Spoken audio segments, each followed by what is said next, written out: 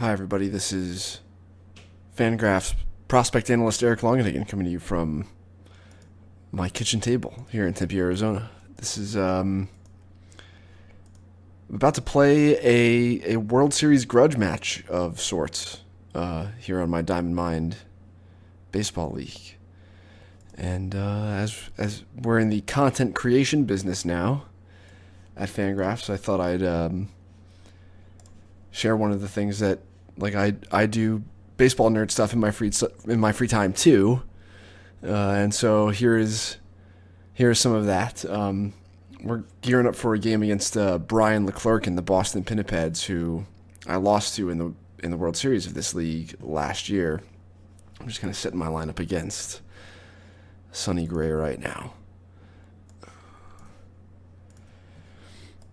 But this is Diamond Mine Baseball.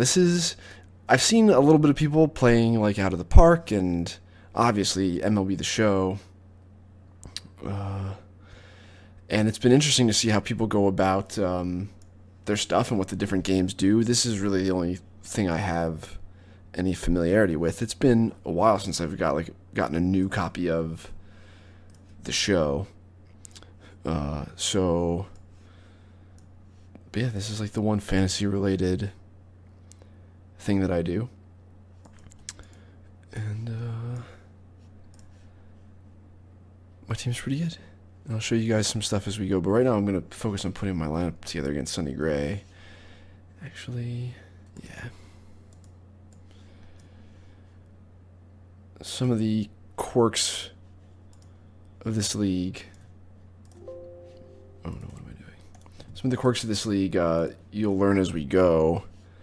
It's impossible to dump everything on you right now, but it will explain some of the decisions that I'm making in front of you, which I'm sure you may be curious about.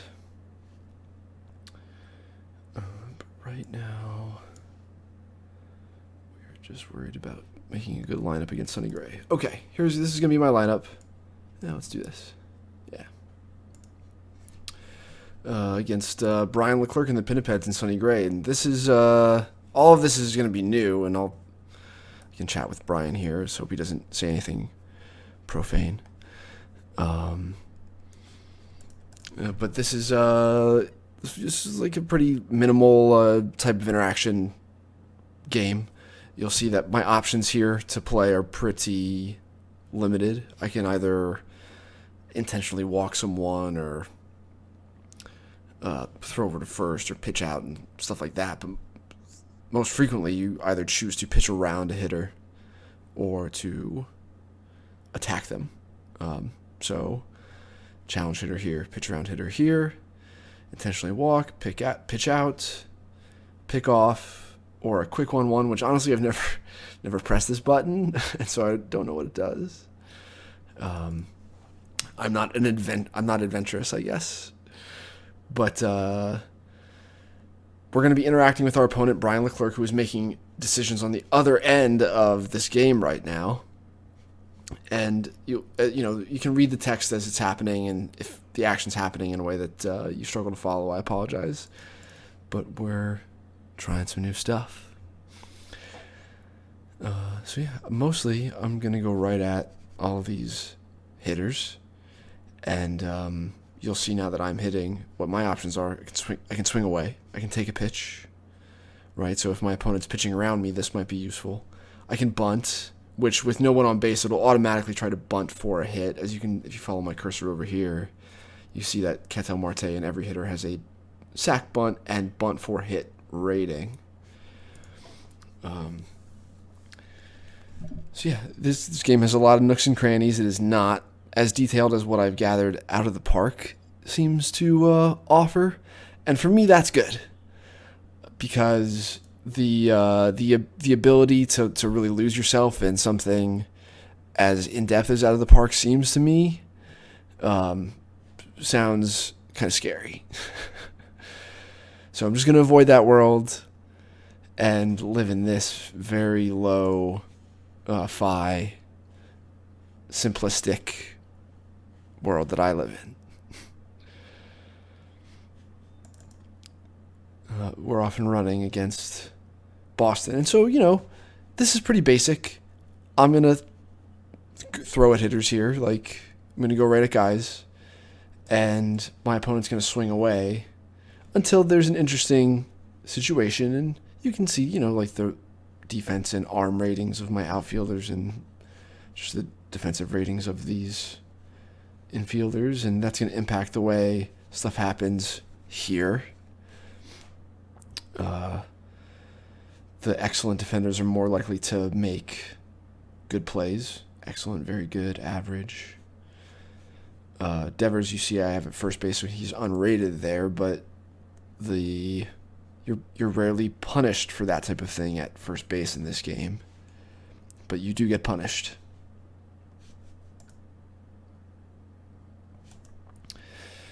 What are some other things about this that is... my plan is to edit this very heavily and move you in and out of decision points throughout the game that are meaningful in some way. If fake Willy Adames hits a home run here, it's not that interesting, even to watch. But to make decisions for various reasons at different points in the game and talk about how some of those decisions might be applicable in real-world baseball in ways that aren't currently being explored, that is pretty interesting to me. So we're going to do a lot of that. But as most of the first couple innings of this have been exposition, and I would, hey, like, here's Diamond Mine Baseball, if this looks like a thing that you'd be into, then you should be able to see some of the gameplay and see how it washes over you. So we're doing some of that stuff as well. And Brian's on the other end making decisions at a pretty good pace, even though he doesn't know I'm recording this. And I am appreciative of that. Cameron Maven. Oh, boy. At some point, as we get deeper into this, and I'll continue to do this as long as there's no baseball, theoretically, then some of the roster construction stuff you guys will see. And that'll be fun, too, because we have a trade deadline and that kind of thing. So maybe some of that action can be folded into this discussion. But we are getting into some trouble here. Thankfully, oh no, what do we have here? Sonny Gray, sack bunt. So we've got first and third with Lorenzo Cain. Low Cain versus righties. Not as strong as you think from a slugging perspective. This is, I don't know if this is an effective thing to do in the game. If it's a low OBP hitter, in a situation like this, a big at-bat, I'm more likely to pitch around them, since in real life that hitter's more likely to get himself out. But just based on what Cain's splits are here, which is really what's driving how well he's going to do in this situation. Uh-oh. All right. I'm just going to pitch to him. Didn't really think he was likely to do a bunch of damage, so it's fine. I mean, I guess he's more so than others, but now again, with one out, maybe I would have considered this differently because Alberto makes so much contact, but with two outs, there's nothing really to do but go with this guy. And Christian Vasquez's splits against lefties are very strong. Okay. So we give up the double on the run. Here's Vasquez. There's a base open and Reddick on deck. Really? Reddick's numbers against lefties were that? That's kind of surprising. Well, regardless, Corbin's numbers against lefties are better. So I'm still just going to pitch around Vasquez here. I'm not going to intentionally walk him, but I am going to pitch around him. Let's see. Okay. I'm going to continue. There's, I guess, a foul ball, so we have to decide again now with a 2-1 count, so decision is the same. I'm pitching around Vasquez. And we got him out anyway, so good deal. The guy got himself out even though we were basically trying to walk him. And some of that has to do with what Brian's decision-making was at the other side of the game. One of the interesting things about playing this game against a person making decisions as opposed to the computer, is that there is a little bit more gamesmanship. So like here with Corbin hitting, I'm like unlikely to do anything. So I'm going to take this first pitch here with, I'm going to take a pitch here just to see if Brian's pitching around my guys. But it was a strike, so he's not. Like, it's sort of a depth test to see if I'm swinging away too casually, too aggressively.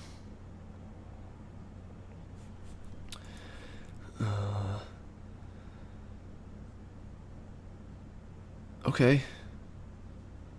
Get out of here. No? Okay. Alright, so we're going into the middle innings of this game. Corbin surrendered that run and had some traffic last inning, but really as far as the pitch count and his ratio here is concerned, he's fine. So I'm just going to continue to go at these Boston hitters for the foreseeable future.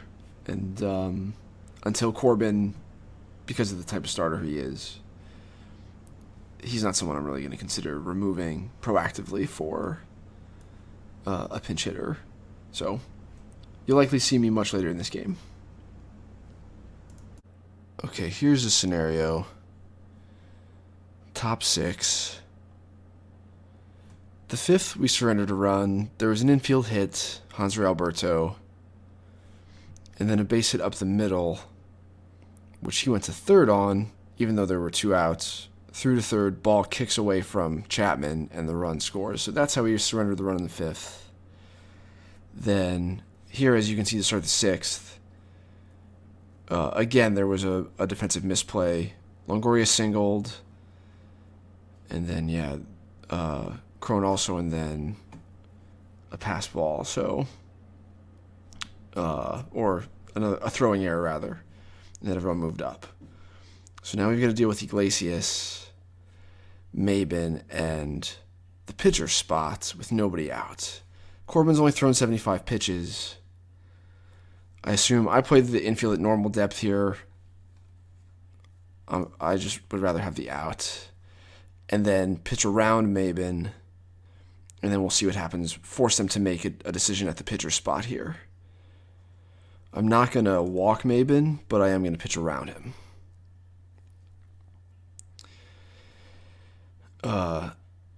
I really kind of want to press him to make a decision with the pitcher spot here.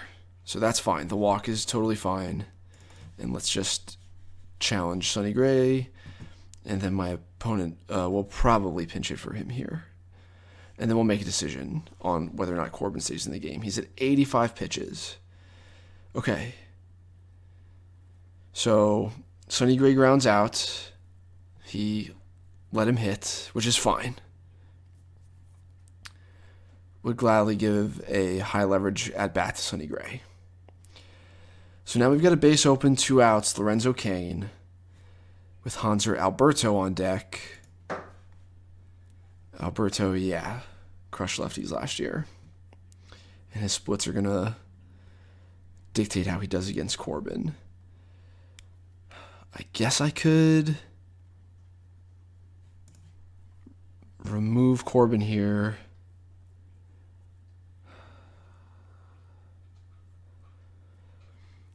For a righty, I think I'm going to do that. So Alec Mills is going to come in. Do I want Mills or do I want... This is a pretty big spot. So I'm going to go with Wingenter here. It might mean that Wingenter misses next game because he'll have thrown 3 out of 4. But he's one of my better relievers, and this situation just calls for use of one of them.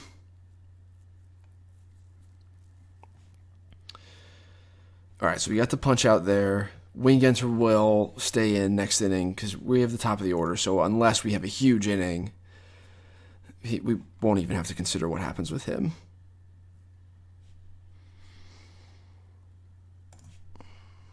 But while that sets up kind of nicely, we still are losing 3-0 and have 3 hits. So that's not great. Gray's at 90 pitches now.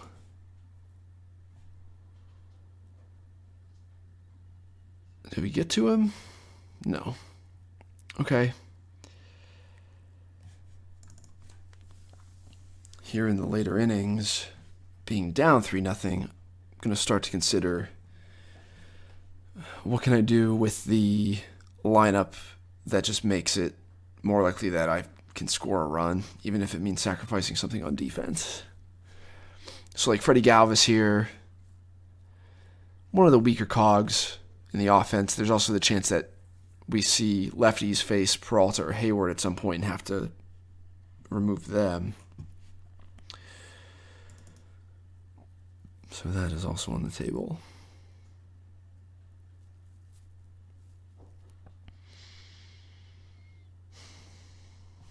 So Reddick's got weird reverse splits, huh? That's strange. I doubt that that's true for the entirety of his career. I would have guessed just the opposite. But I guess it's been a while since I've looked at that. All right, Wayne Genter gets through clean. And sure, let's go. Sonny Gray versus Hayward sounds good. Nothing doing. I'd really like to get to Peralta in this inning. Willie Adames, also a guy with strange reverse splits for 2 years in a row. Players with reverse splits are a bit of a premium in this game. All right, do I want to hit Freddie Galvis here? I think the answer is probably yes. So I'm going to bring Kingery in. Kingery did not start this game because we have usage restrictions over the course of a season. And this percentage here for Kingery, 26% at this point in the season, is like kind of sort of high. So I did, he's going to get several starts during the course of this series. But I just decided, not to do anything with him yet. But at this stage in the game, I kind of need him now. So he's just going to come in and play second base. Wayne Genter is going to come out of the game.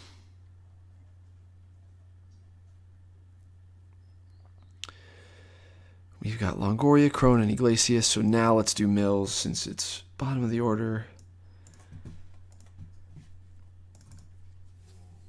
A little lower leverage spot. So we'll use Mills.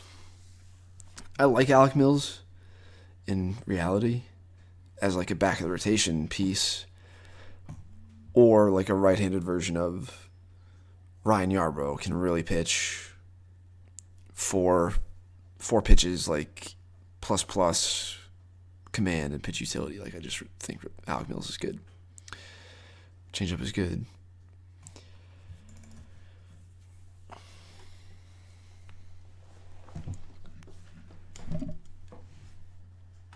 He's mowing down the bottom of the Boston order right now. So in the cleanup spot next inning is Mills.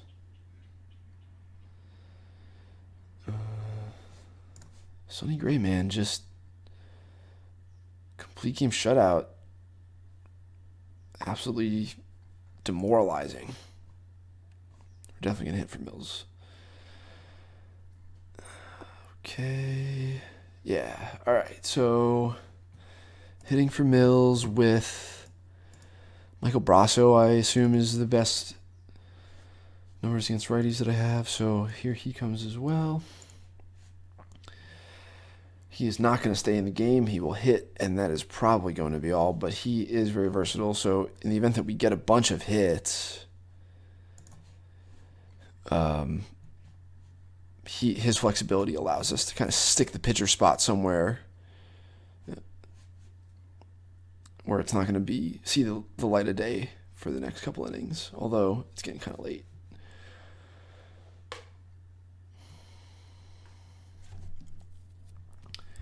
So this is the big one, right? So Sonny Gray's at 120 pitches now. My best player's hitting. So Josh Taylor we get. Okay.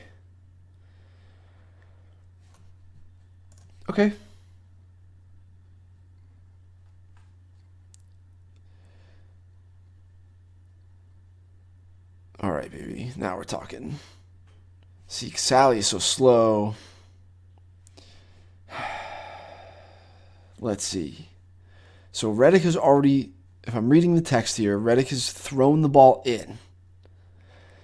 So I'm not going to try to score. That seems bad. Now we have Devers facing a lefty. There's not a ton we can do about that. I'm not going to take him out of the game.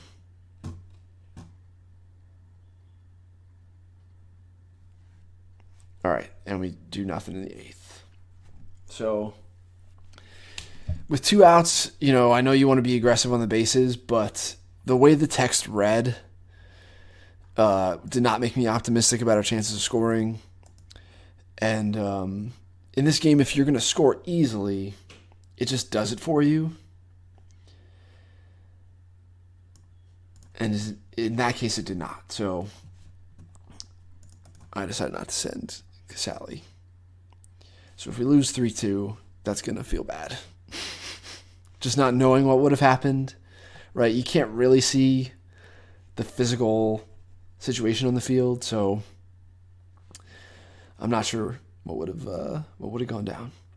But yeah, so here we go. At this point, Genesis Cabrera is going to be my guy. This is a pretty low leverage spot, right? We're down by 3 with an inning to go. Probably going to lose game 1 here this series to Boston. And just based on, I didn't look and see who Brian has on his bench, but based on the way he stacked the lineup with righties, I'm going to guess that he's got mostly lefty hitters on the bench here in the spot that Taylor's hitting.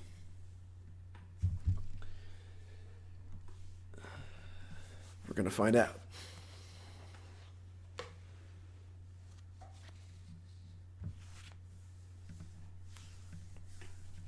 Maybe we'll find out.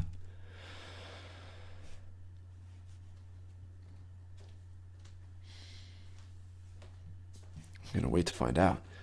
It's about 4 p.m. on Sunday here in Tempe. It is hot now. Kyle Schwarber we get. See what I mean? Gotcha. I got you, Brian. Gotta leave one of these guys on the bench, I think. I think you gotta stash. Like Alberto, his numbers are so good that you have to start him. But like Mabin probably hits against a lefty in one of these spots. It's hot here now. It was very nice for a very long time. Longer than is usual. In like the 70s and low 80s. Ah, great. Okay, fine. Almost gave up an insurance run there. All right, so Brian's going to bring in whoever it is. Jose Leclerc. Cool. Probably a reverse splits guy, right? No. Weirdly, no. But yeah, so the quarantine has taken on kind of a new vibe. During the day when it's 77, like my neighborhood was, you could just go for a walk. No one's out there. Plenty of space here in the Tempe suburbs. Man, someone do something, please, God. But when it's 100 degrees out, it's like even more dead, if that's possible. So yeah, hey, could not be a more boring game 1. 4-hit shutout, loss to Boston. Not much going on. So stick with me because we're going to fire up game 2 here momentarily.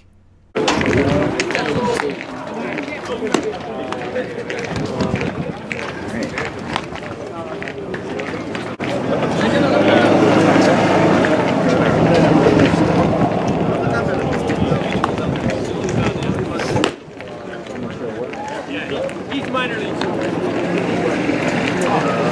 The next pitch. I got this.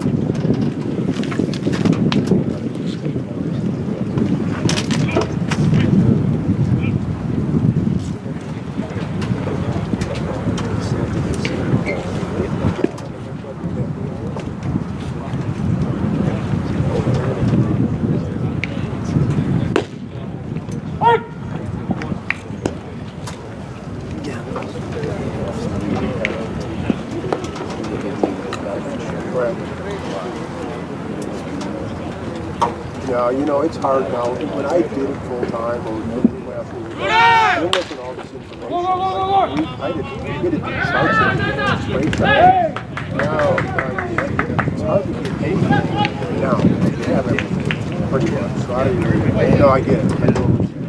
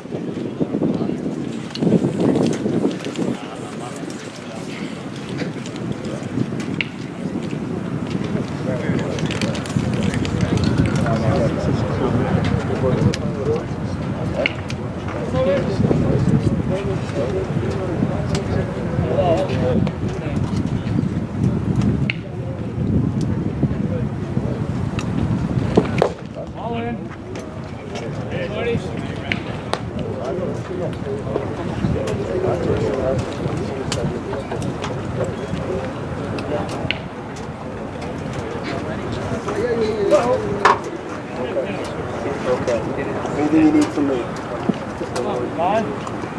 Okay.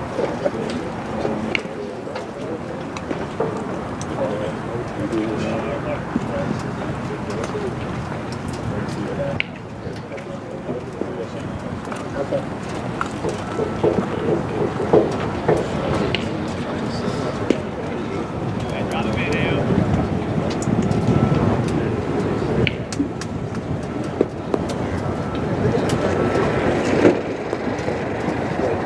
you need. Thanks for reaching out, bud.